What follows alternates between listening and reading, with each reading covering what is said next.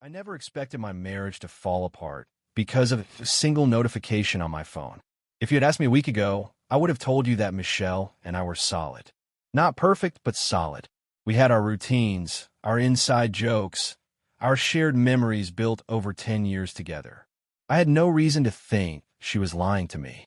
No reason to suspect that my wife, the woman who once cried because she thought she had hurt my feelings over something as stupid as forgetting our anniversary, could do something like this. And yet there it was. A transaction alert from our joint credit card, time-stamped at 2:37 a.m. $186.50, the Black Oak Bar. It was just a routine notification, one of those that I barely glanced at before swiping away most days. But that hour? And from a bar? That didn't make sense. Michelle was supposed to be staying the night at her friend Kayla's place. Something about a girls' night, catching up, drinking wine, watching a stupid reality show that I had no interest in. She had kissed me goodbye in the evening, perfume lingering in the air after she left, and I didn't think twice about it. I sat up in bed, my phone glowing in the dark room. My first thought was that maybe Kayla had dragged her out to a bar after all. But something about that total, almost $200, made my stomach tighten. That wasn't just a few drinks. That was a full night out. I hesitated, then tapped Kayla's name in my contacts. The phone rang 3 times before she answered, her voice groggy and confused. Hello? I didn't even think about how weird it was to be calling her in the middle of the night. Hey, Kayla. Sorry to wake you. Michelle still there? Silence. Then a pause. Then, finally, Michelle? A strange chill ran down my spine. Yeah, she told me she was spending the night at your place. Just wanted to check. Kayla exhaled sharply, still half asleep. I haven't seen Michelle in weeks. We were supposed to meet up tonight, but she canceled on me earlier. Said she had a headache. I didn't say anything. My phone felt heavier in my hand. You okay? Kayla asked, but I'd already hung up.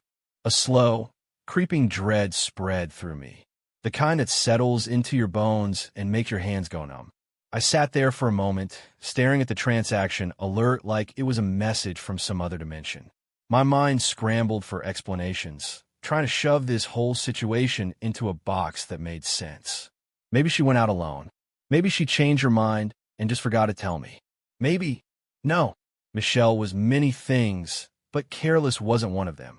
And if she had gone out, she wouldn't have lied about it. She wouldn't have canceled on Kayla just to do something else in secret. Unless she had a reason to. I clenched my jaw and got out of bed, throwing on a pair of jeans and grabbing my keys before my brain could talk me out of it. The Black Oak Bar was 15 minutes away. I could be there in 10 if I hit the green lights. I didn't even stop to think about what I would do when I got there. I just knew I had to go. The drive was a blur. My fingers gripped the steering wheel too tightly. My thoughts a tangled mess of suspicion and disbelief. By the time I pulled up to the bar, my pulse was pounding in my ears. The place was still open, but just barely. A few drunk stragglers stumbled out, their laughter cutting through the quiet of the early morning. I stepped inside, the smell of spilled beer and stale cigarette smoke hitting me instantly. The bartender, a guy in his mid-30s with slicked-back hair and a tired expression, looked up from wiping down the counter. Kitchen's closed, he muttered. I ignored him, scanning the room. There weren't many people left, just a couple sitting in the corner, too wrapped up in each other to notice me. But no Michelle. I turned back to the bartender. My wife was here earlier tonight. Blonde, wearing a green dress. You see her? His hand stopped mid-wipe. Something flickered across his face, but it was gone before I could place it. Lots of people come through, he said, too casually. Not sure. He was lying. I didn't know how I knew, but I did. I pulled out my phone, opened the bank notification, and slid it across the counter. This charge is from here. Less than an hour ago. So, I'll ask again, was she here? The bartender exhaled through his nose, glancing toward the back. Look, man. He hesitated, then shrugged. She was here. Left a while ago. With who? His eyes shifted. I don't know. People come and go. Maybe with some friends. I wanted to believe him, but the way he avoided my gaze told me otherwise. I turned and walked out before I did something I regret. The streetlights blurred past me as I drove back, my mind running through every possibility. Every memory of Michelle, Every time she had smiled at me, every touch, every kiss. And now this. A lie. A hidden night out at some bar in the middle of the night with someone she didn't want me to know about. By the time I pulled into the driveway, the house looked different to me. Colder. Like I was stepping into someone else's life. I got out and went inside. The silence felt heavier than usual. Then I heard the shower running. Michelle was home. I stood there in the dark, listening to the water run. My hands curled into fists at my sides. I should have felt anger, rage, but all I felt was something worse. Abandonment. Like I had already lost something I hadn't even realized was slipping away. I didn't move. I just waited, because when she stepped out of that shower, she was going to have to explain, and I wasn't sure I wanted to hear the answer. The sound of water running behind the bathroom door was rhythmic, steady, almost hypnotic. I stood there, unmoving, listening to it, my heartbeat matching the same slow, methodical pace. I had driven straight here from the bar, and somehow, Michelle had beaten me home. That meant she had left before I got there, which meant she had checked her phone, seen my missed calls, knew I was looking for her. She was covering her tracks. The water shut off. I clenched my jaw, the silence stretching out longer than it should have. She was taking her time, drying off, thinking, trying to decide how she was going to play this. I didn't move as the door cracked open. The scent of her shampoo drifted out, light and floral, the same scent that used to make me pull her closer at night. Now it made my stomach tighten. She stepped out, wrapped in a towel, her damp blonde hair clinging to her shoulders. The moment she saw me standing there, she froze. A split-second reaction, too quick for her to control, flashed across her face. Guilt. She recovered fast, though. Too fast. "Oh," she said, forcing a smile that didn't reach her eyes. "You're awake." I just stared at her. She kept up the act, walking past me like nothing was wrong. Like it was just another night. Like she hadn't lied about where she was. Like I hadn't called Kayla and found out the truth.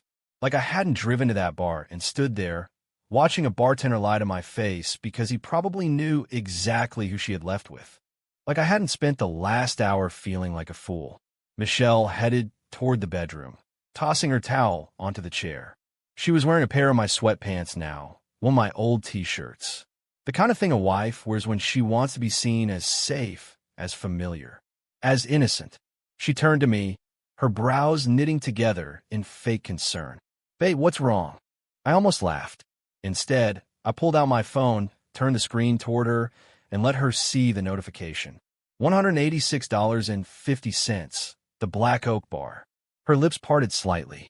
I saw the calculations happening in her head. Fast. Too fast. That she swallowed.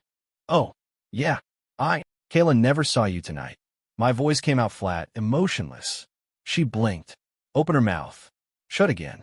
The mask slipped for half a second, just long enough for me to see the panic behind it. I waited. She let out a breath, shaking her head like I was the one being ridiculous. "Okay, fine," she said, crossing her arms.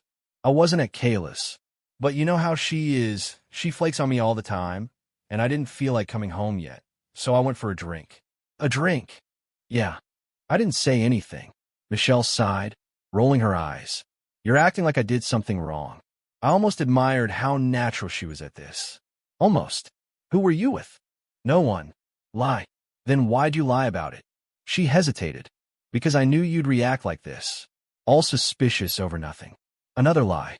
I exhaled slowly, dragging a hand down my face. My body was exhausted, but my mind was still wired, still stuck on the image of that bartender looking at me like he knew something. I had two options. I could confront her, demand the truth, push until she admitted what I already knew. Or I could let her keep lying, watch her dig herself deeper, and see just how far she was willing to go. I chose the latter. "Okay," I said, keeping my voice even. "Let's say I believe you." She nodded, relieved. Too relieved. But that's a lot of money for one person at a bar. She waved a hand dismissively. "Drinks are expensive. I had a few cocktails." "Alone?" "Yes." "Lie." I tilted my head. "Then why was a bartender so quick to lie to me when I showed up looking for you?" Her entire body stiffened. "Gotcha. She swallowed. "You went to the bar?" "Of course I did." Silence. She wasn't expecting that. Her mind was racing now. I could almost hear the wheels turning, trying to find a way out of the trap she had walked into. Her throat bobbed as she swallowed. Then she forced out a laugh, shaking her head. "Oh my God, you really don't trust me, do you?" I said nothing. She sighed dramatically, rubbing her temples. "I can't believe this. I go out for one night, and you lose your mind. This is insane, you know that." I wasn't playing this game with her. I turned, walked past her, and grabbed a pillow off the bed. "What are you doing?" she asked, voice sharp. "Sleeping on the couch." Her mouth opened, then closed. She wasn't sure how to handle that. She was expecting a fight, yelling, "Accusation." Instead, I was leaving her in silence. Because silence makes liars panic. "Wait," she stepped forward, grabbing my arm. "Come on, babe. Don't be like this." I pulled away. "You're overreacting." I didn't respond. "Seriously, you're being crazy." "Nothing." She exhaled sharply, folding her arms, frustration flickering in her eyes. "So that's it? You're just going to act like a child and ignore me?" Still nothing. Because I knew something she didn't. She thought this was over. She thought she had dodged the bullet. But I wasn't done yet. I just needed one thing. Proof. And I was going to get it. The couch wasn't comfortable, but I wasn't planning on sleeping anyway. Lying there, staring at the ceiling, I replayed every second of that conversation in my head. The hesitation in her voice. The way her eyes darted away when I asked the wrong questions. The fake frustration when she realized she'd been caught in a lie. She thought I was a fool. And maybe I'd been. But not anymore. I unlocked my phone, scrolling back through her bank statements. If she had been this careless tonight, maybe she had slipped up before. Maybe this wasn't the first time. The transactions blurred together at first: grocery stores, gas stations, the occasional online purchase. Nothing unusual. But then, the Black Oak Bar. Not just tonight. For times over the last 2 months. Late-night charges, all around the same time. 1 a.m., 2 a.m., never earlier than midnight. I sat up. My heart pounded. She'd been going there for weeks. My hands tightened around the phone. This wasn't a one-time thing. This wasn't just some random night where she decided to have a drink alone. This was a habit. I exhaled slowly, forcing myself to stay calm. The pieces were starting to fit together now, but I still didn't have enough. I needed more. I needed something undeniable. I needed to know who. Michelle wasn't stupid. She wouldn't leave anything obvious on her phone. But she was careless in one specific way. She never logged out of her email. I knew her password, had known it for years. I opened my laptop, typed in her email address, and held my breath as I entered the password. The inbox loaded instantly. She had hundreds of emails. Nothing suspicious at first glance. Work messages, spam, online shopping receipts. But when I clicked on the sent folder, my stomach tightened. She had deleted everything. Every sent email wiped clean. That was all the confirmation I needed. She had something to hide. But she wasn't perfect. People always forget one thing. I clicked on the trash folder. And there it was. An email from 2 weeks ago. Subject, tonight. I opened it. I'll be at the usual place, around 1. You free? No name. No details. But there was a reply. I'll be waiting. A reply from someone with no saved name. Just a random Gmail address. But I recognized the email domain. It was the same one the bartender had on his name tag. I felt something snap inside me. It was him. I don't know how long I sat there, staring at that email. My whole body felt like it was on fire, my blood buzzing with a fury I hadn't felt before. It wasn't just the cheating. It was the lies. The boldness of it. The fact that she had looked me in the eye, laughed at me, told me I was crazy, all while sneaking off in the middle of the night, over and over again. I needed air.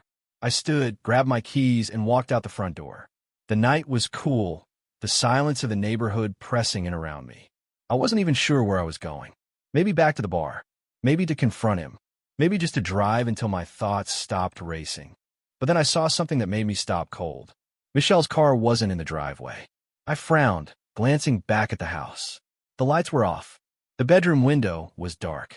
She was supposed to be inside, asleep, but she wasn't.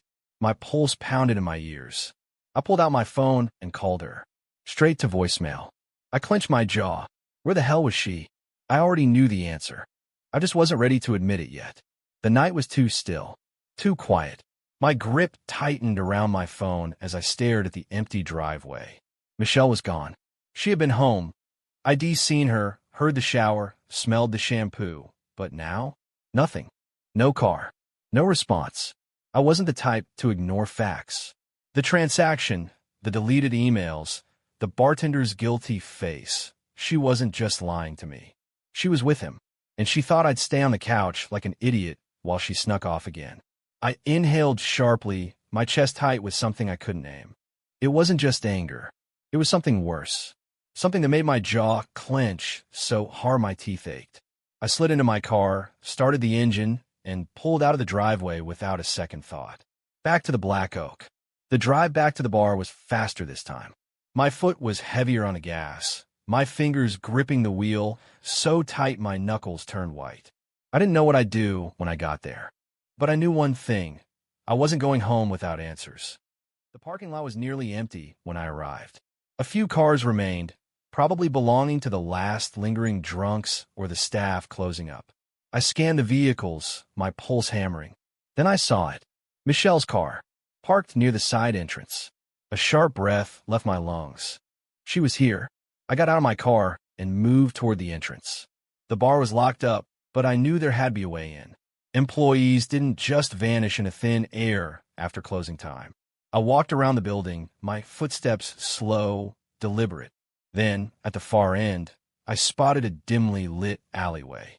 A narrow door stood there, slightly ajar. The kind of door you'd only use if you didn't want to be seen coming or going. A door meant for people who had something to hide. I stepped inside. The hallway was dark, lit only by a few flickering bulbs overhead. It smelled of stale beer and cigarette smoke, the scent of a place that had seen too many late nights and too many bad decisions. I moved quietly, ears straining for any sound. And then, faintly, voices. I followed them, my footsteps careful. The voices grew clearer as I reached the end of the hall, stopping just before the entrance to a back room. Michelle's voice. Low. Nervous. This was a mistake. A man's voice responded. Smooth. Amused. You always say that. My fingers curled into fists. There was a pause. Then Michelle sighed. I need to go. He's getting suspicious. My body tensed. You worried he's onto you? The man asked. Another pause. Then, soft, quiet, I think he knows. My breath came slow and controlled, though my heart slammed against my ribs. She knew. She knew I had figured it out. She had seen the shift in my face earlier. She had felt it. And yet, she was still here. Still with him. A slow rage settled into my bones. Not loud. Not fiery. But cold. Controlled. I could have burst in. Could have grabbed the guy by the collar and sent him flying into the wall. But I didn't. Not yet. I wasn't done watching her lie. Michelle sighed again, her voice tired now. I should really go. The bartender chuckled. Sure. Until next time? Silence. Then, softly, yeah. Until next time. I'll let that sink in.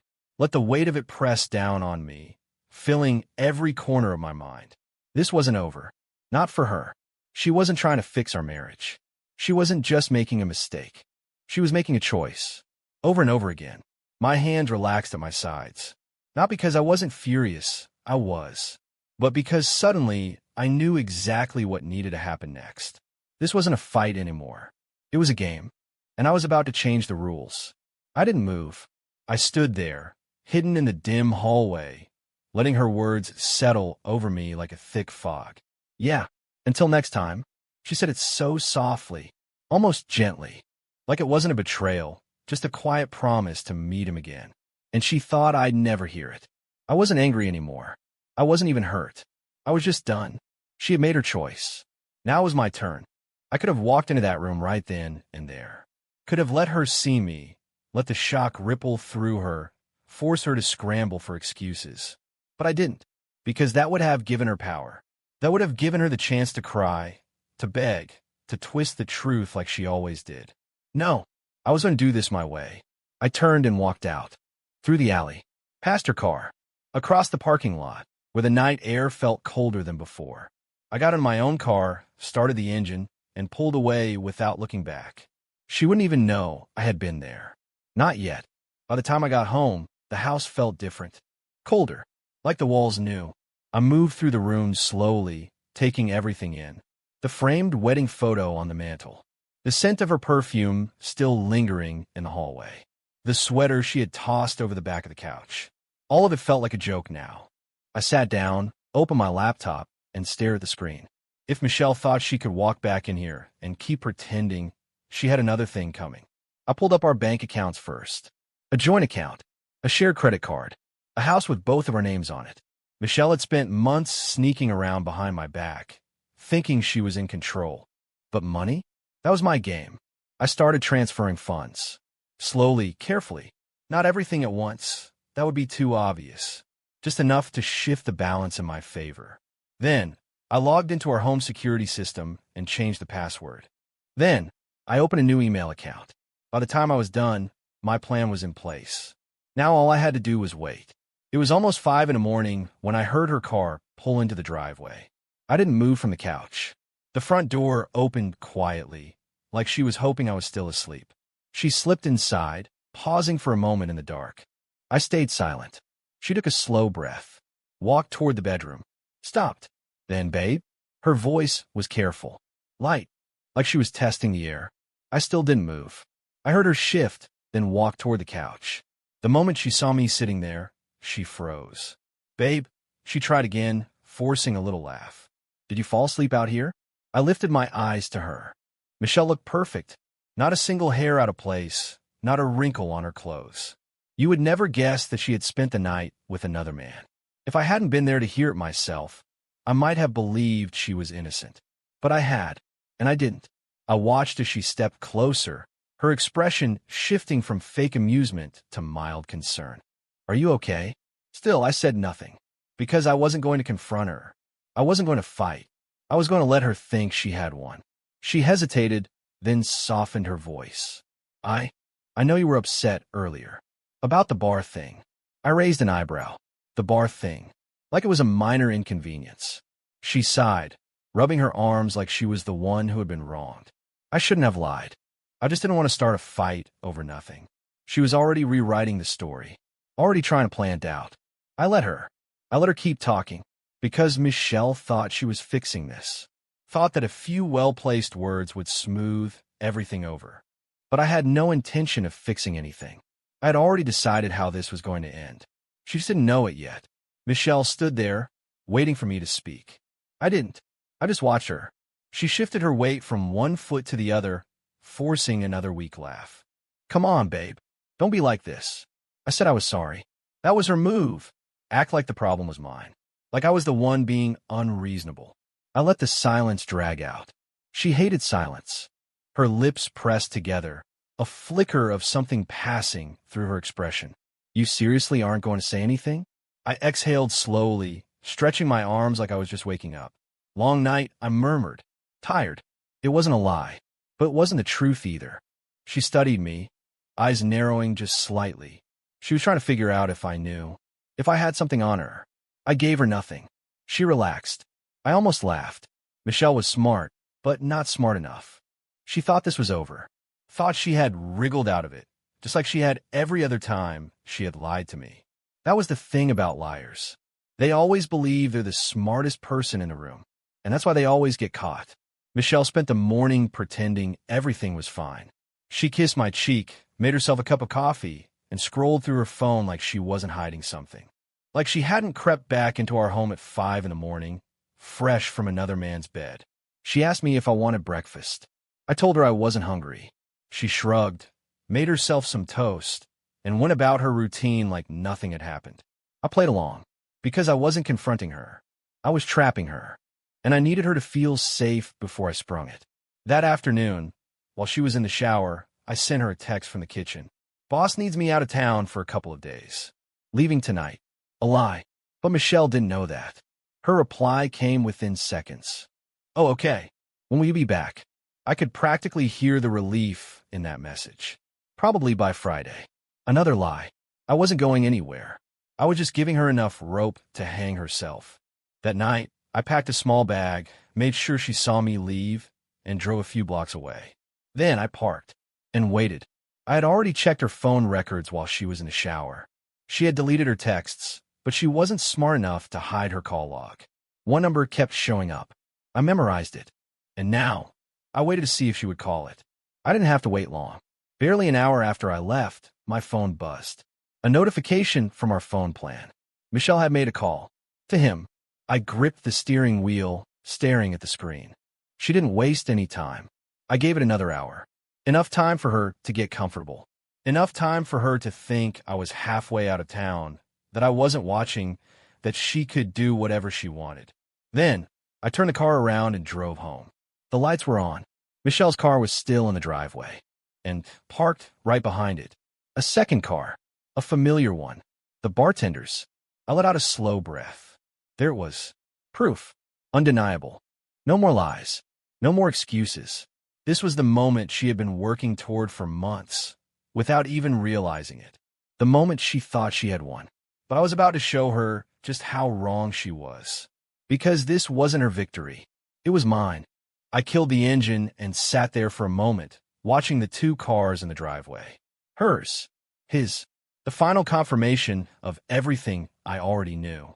I could see the glow of the living room lights through the window, shadows moving inside. Michelle thought I was hundreds of miles away. She thought she had won. She had no idea that she was about to lose everything. I stepped out of the car, moving slow, controlled. This wasn't rage. This wasn't some blind fury where I kicked down the door and screamed accusations. No, this was surgical. I unlocked the front door and stepped inside. Laughter, low voices. Then, Michelle's voice, light and teasing. "Oh, come on, you're so bad." The bartender chuckled. "What? You don't like a little danger?" My jaw tightened. I turned the corner and stepped into the living room. And there they were. Michelle, curled up on the couch, wearing one of my hoodies like she still had the right. Her legs tucked beneath her, body angled toward him. The bartender, relaxed, one arm thrown over the back of the couch, his body way too comfortable in my house. Their heads turned at the same time. For a second, neither of them moved. Then, Michelle's face drained of all color. The bartender just blinked, slow and stupid, like his brain was still catching up. I let the silence stretch, because silence was a weapon, and I wanted Michelle to feel it. "Hey," I said finally, voice calm. "Even." Michelle swallowed. I thought you were out of town." I finished for her. Her lips parted, but nothing came out. I looked at the bartender. "You must be the guy she's been sneaking around with for months." His mouth opened, then closed. "Look, man, I didn't know she was." "Save it," I cut in. "I'm not here for you." His Adam's apple bobbed. He glanced at Michelle, then back at me, like he wasn't sure if he was about to get his teeth knocked in. He should have been more worried about her, because I wasn't wasting my energy on him. I turned back to Michelle. "How long?" I asked. She shook her head, her hands trembling in her lap. I don't know. How long?" I repeated, voice sharper this time. Tears welled in her eyes. It was just a mistake." I laughed. Actually laughed. "A mistake? For months?" "That's not a mistake, Michelle. That's a choice. 100 choices." She sucked in a breath, like she wanted to cry, like she wanted me to feel bad for her. I didn't, because I had already won. I pulled my phone from my pocket and tossed it on the coffee table. The screen was still open. Michelle's face twisted in confusion. Then she saw what was on it, and everything in her expression crumbled. Bank statements, phone logs, screenshots of her emails, a full list of every lie she had told, every transaction she thought I wouldn't notice, every late-night call she thought she had hidden. Everything. Her breath hitched. "You went through my..." "Spare me the outrage." I leaned forward, resting my elbows on my knees. "Did you really think I wouldn't figure it out? That you were smarter than me?" Tears slipped down her cheeks. "I never meant..." "You never meant to get caught." I corrected. Silence. She knew I was right. She wiped her eyes. "Please." I smiled. A slow, deliberate thing. "I'm leaving." Her entire body jolted. "What?" I stood, stretching out my arms like this was just another day. Like I hadn't just torn her entire world apart. "You can have the house. For now." I already transferred my half of the money out of our accounts. Canceled our credit cards. Changed all my passwords. She blinked rapidly, her breathing shallow. "No, wait." I turned to the bartender. "You should probably get out. She won't be able to afford this place much longer." He looked like he wanted to disappear. I picked up my bag and started for the door. Michelle stumbled after me, reaching for my arm. Please, we can fix this. I stopped, turned, and let her see just how little she meant to me now. You chose this, I said quietly, and now you get to live with it. Her lips trembled. I still love you. I tilted my head, studying her. Then I laughed. Cold. Empty. Yeah, I said. That's the problem. Then I walked out, and I didn't look back.